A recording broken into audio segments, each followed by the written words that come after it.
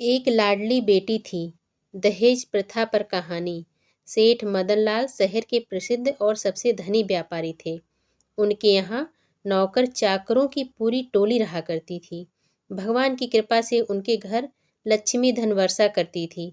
सेठ मदनलाल की एक सुंदर, सुशील और शिक्षित बेटी थी, जिसका नाम था कल्पना।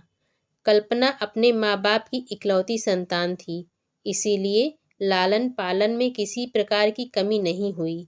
माँ बाप का प्यार भी बराबर मिलता रहा। सेठ के जीवन में किसी भी प्रकार की कोई चिंता नहीं थी, किंतु कहते हैं, जिसके घर बेटी जन्म लेती है, उस घर माँ बाप को चिंता होने लगती है। कल्पना पढ़ लिख कर शादी की योग्य हो गई थी। माँ बाप को कल्पना के शादी की चिंता सताने लगी। जगह जगह योग्य वर ढूंढने के लिए रिश्ते नाते के लोगों को लगाया गया। काफी तलाश के बाद 2.5 साल के बाद एक योग्य वर ब्रजपाल की तलाश हुई। ब्रजपाल चौधरी सतेंद्र का पुत्र है। नाम से ही पता चलता है कि चौधरी सतेंद्र धन से भी चौधरी हैं। सेठ मदनलाल ने चौधरी सतेंद्र से अपनी पुत्री कल्पना के लिए ब्रजपाल से ब्याह कराने की बात की। चौधरी सतेंद्र ने कल्पना से अपने पुत्र के विवाह का आश्वासन सेठ को दिया। चौधरी जानता था सेठ की कोई और संतान नहीं है। कल्पना उसकी इकलौती संतान है और सेठ की उम्र 50 साल से ऊपर है, अर्थात अब इसकी कोई संतान नहीं हो सकती। ऐसा लालच उसके मन में आया और उसने विवाह के लिए तत्काल हाँ कर दिया। लग्न मुहूर्त देखकर दोनों ओर से खूब उत्साह और जोश के साथ विवाह किया गया। सेठ मदनलाल की इकलौती बेटी का विवाह था, इसीलिए सेठ धन का लोभ नहीं कर रहे थे। वह जी खोलकर अपनी बेटी की शादी में धन लुटा रहे थे, अर्थात खर्च कर रहे थे। चौधरी सतेंद्र भी जानते थे कि उनके पास धन का भंडार आ रहा है, इसीलिए वह भी सामर्थ्य से ज़्यादा विवाह में खर्च कर रहे थे। कल्पना और ब्रजपाल का विवाह संपन्न हुआ। दोनों अपने वैवाहिक जीवन को जी रहे थे। कल्पना भी अपने ससुराल में खुश थी और ससुराल वाले भी कल्पना के स्वभाव से प्रसन्न थे। कल्पना के स्वभाव से रिश्तेदारों में भी कोई नाराजगी नहीं थी। सभी कल्पना के स्वभाव की तारीफ करते हुए कहते, इस जैसा बहू मिलना मुश्किल है। कुछ समय विवाह के बीते होंगे कि सेठ मदनलाल के घर एक पुत्र का जन्म हुआ, अर्थात कल्पना को एक भाई मिल गया, जिसे वह राखी बांध सकती थी और उसको अपना भाई बोल सकती थी। सेठ के घर खुशियों की झड़ी लग गई। बेटी का विवाह हुआ, अच्छा घर मिल गया। इसकी तो अपार खुशी थी, किंतु पुत्र रत्न की प्राप्ति लंबी प्रतीक्षा के बाद हुई। यह खुशी को दोगुनी करने वाली थी। सेठ मदनलाल के घर पुत्र का जन्म सुनकर कल्पना के ससुराल वालों के पैरों के तले जमीन खिसक गई, जैसे उनकी सारी संपत्ति छीन गई हो। उन्होंने शादी इस लालच में की थी कि वह मदनलाल के सारे संपत्ति को एक दिन प्राप्त कर लेंगे, किंतु बेटे के जन्म के बाद यह मुश्किल हो गया था।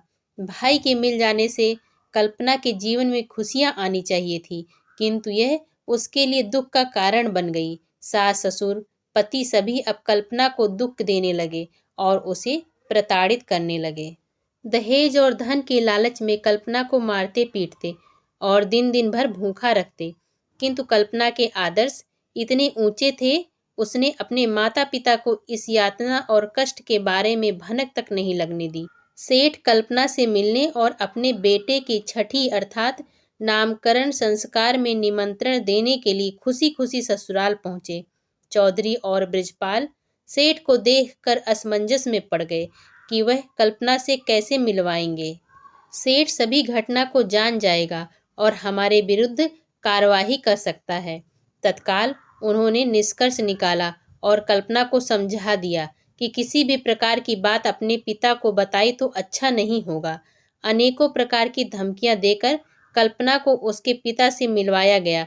बेटी भी कर्तव्यनिष्ठ थी, उसके संस्कार पुराने थे, अर्थात वह जानती थी पिता के घर से डोली निकलती है और ससुराल से अर्थी। इसी आदर्शों से वह बंधी हुई थी। कल्पना ने पिता का खूब स्वागत सत्कार किया। बैठे बैठे अनायास उसके आंखों से आंसुओं की धारा फूट पड़ी। पिता कुछ समझ पाते इससे पहले बेटी बोलती है, पिताजी यह मेरी खुशियों का आंसू है। बचपन से मैं भाई के लिए तरसती थी, अब जाकर मुझे एक भाई मिला है जिसके कलाइयों पर मैं राखी बांध सकती हूँ। बस यही सोचकर मेरे आंखों से आंसू निकल गया। पिता को यह बात समझ नहीं आई। कुछ शंका और कुछ डर के कारण अधिक बातों को कुरेदा नहीं। सेठ नामकरण संस्कार में सभी को न्योता देकर अपने घर वापस लौट आए। नामकरण का दिन आ गया। चौधरी सतेंद्र और बृजपाल दोनों को भी सेठ के यहाँ जाना था, किंतु उन्होंने वहां जाना स्वीकार नहीं किया और कल्पना को डरा धमकाकर वहां भेजने की साजिश करते रहे। दोनों के मानवीय मूल्य इतने गिर गए कि उन्होंने एक नवजात शिशु की हत्या करने का भी षड्यंत्र रच दिया।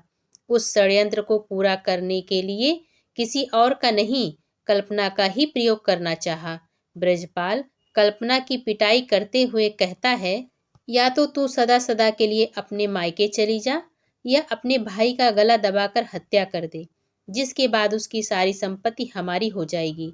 कल्पना ऐसा नहीं कर सकती थी। वह अपने खातिर किसी निर्दोष को सजा नहीं दे सकती थी। अपने ऊपर हजारों यातनाएं सह सकती, लेकिन किसी निर्दोष को सताना यह उसके संस्कारों में नहीं था। काफी देर सोच विचार कर कल्पना ने एक अभूतपूर्व निर्णय लिया। कल्पना ने 3 पत्र लिखे। पहला पत्र अपनी माता के नाम, जिसे वह अपने जन्म देने के लिए धन्यवाद करती रही और सदा उनकी बेटी बनकर जन्म लेना चाहती और उनके गोद में खेलती, ऐसे भावों को प्रकट कर माफी मांगती हुई उनसे अगले जन्म में मिलने की बात लिखती है। दूसरा पत्र ससुर के नाम, जिसे वह पिता के रूप में मानती थी और उनका सेवा भी की, अपने पिता से कम नहीं माना, किंतु उन्होंने अपनी बेटी के रूप में उन्हें कभी स्वीकार नहीं किया।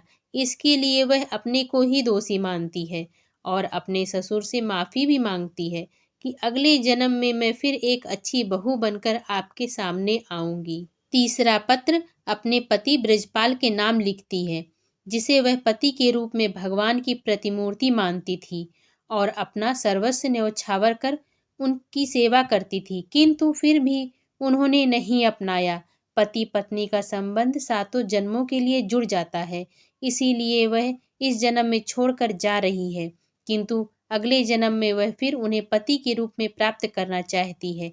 ऐसा कहते हुए अपने हृदय के सभी विचारों को पत्र में लिख दिया। तीनों पत्र बिस्तर पर रखे तकिए के नीचे दबा दिया और छत में लगे पंखे से एक फंदा लटकाया और अपने जीवन लीला को समाप्त कर ली। यह कल्पना के जीवन का दुखद अंत था।